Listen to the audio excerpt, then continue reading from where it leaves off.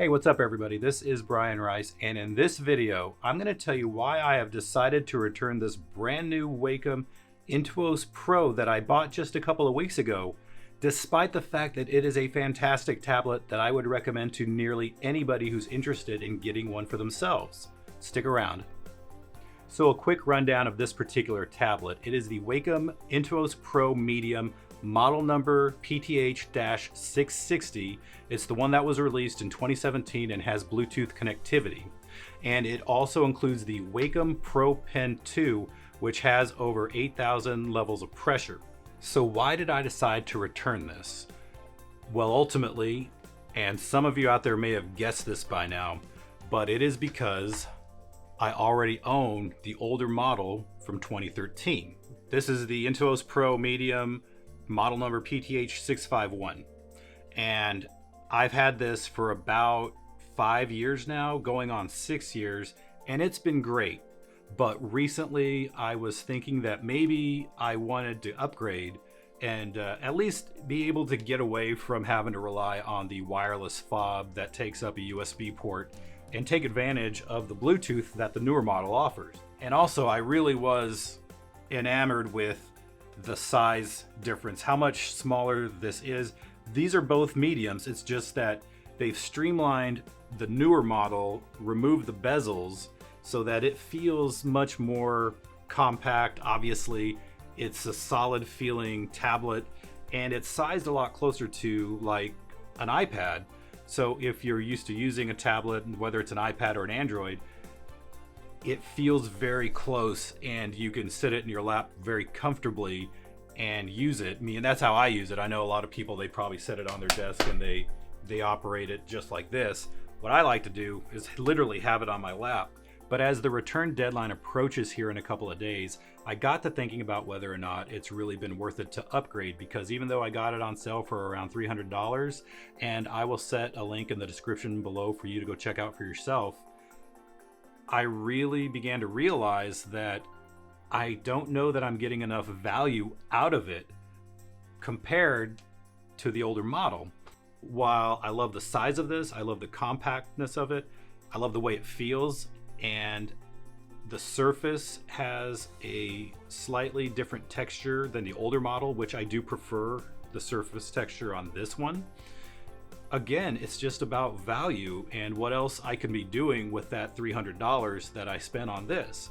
So, and while the Bluetooth has its value, definitely has its value compared to the wireless receiver on the older one, which I constantly have issues with. And most of the time when I do work with this older model, I have to plug it in directly, wired, which it's a hassle, and that was one of the main reasons I decided to look into upgrading to this. Again, I just don't know that it's worth the $300 for me to have done it.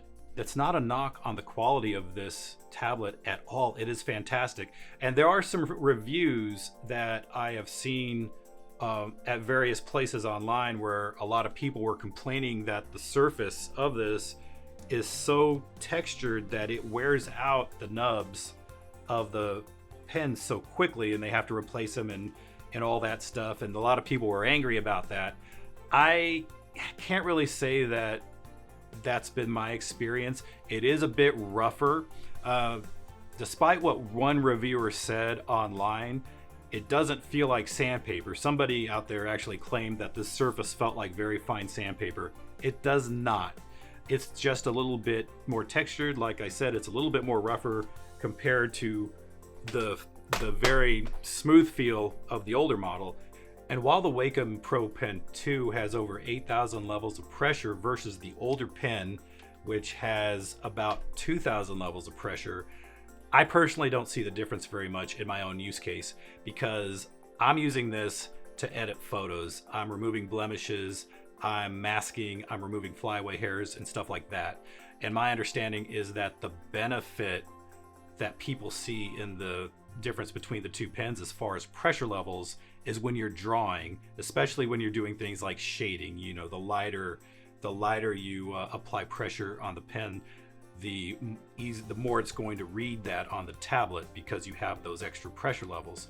And even though I can draw, I don't draw a lot. So for me at this point in time, the value just isn't there. But the real kicker was when I decided to go back to using the old one just to see how it would feel after having used the new one for about a week and a half. I wanted to see if there would be a significant drop off in the user experience. And I gotta tell you that there was no drop off for me at all. It felt just as good. I didn't want to immediately jump back to the new one because, oh God, this one's just not working out.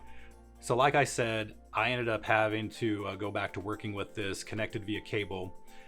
It's not the ideal situation. It's a bit inconvenient. It's a bit of a hassle, but I'm willing to live with it. Now, some of you out there, it may be that you absolutely want to have Bluetooth and a consistent wireless connection. And if that's that important to you, then the upgrade would be worth it. It's just not for me. Now, if you saw my other video on the Wacom Express Key Remote, you'll remember that I have to plug in its wireless receiver into the nearest USB port to me with as little electrical interference as possible in order to get it to work consistently. So that's another thing to remember. And while I'm trying to do that with the receiver on this one, it doesn't seem to be consistent. And that's another thing you need to remember when you're using these wireless receivers, is that you want to plug in the receiver into a USB port as close to you as possible, especially if there's a lot of electronic devices in between you and the USB hub. That's what I've discovered, and that's what the Wacom tech support confirmed with me. So that about wraps it up. I hope this video helped you out if you're trying to decide for yourself whether or not you want to upgrade.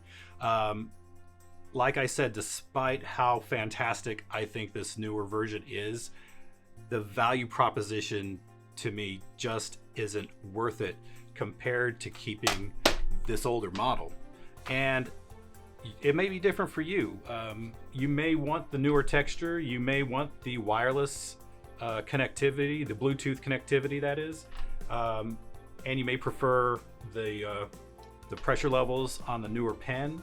And for a lot of people, the smaller size, despite keeping the same usable area, that may be worth it to you.